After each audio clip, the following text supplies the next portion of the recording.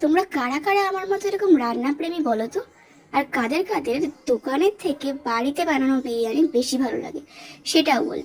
অবশ্য বিরিয়ানি যেখানে রে হোক, বিরিয়ানি বিরিয়ানি। যাই হোক, দাদা বৌদির প্রতি আমাদের একটা আলাদা ইমোশন আছে।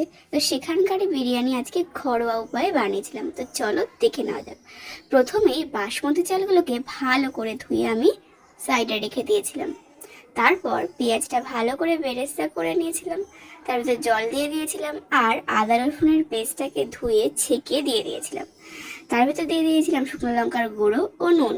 তার ভেতর ওই বিরিয়ানি মশলা আর আলুগুলো হলুদ মাখানো ছিল সেটাই দিয়ে ভালো করে সেদ্ধ করে নিয়েছিলাম একদম 90% পর্যন্ত।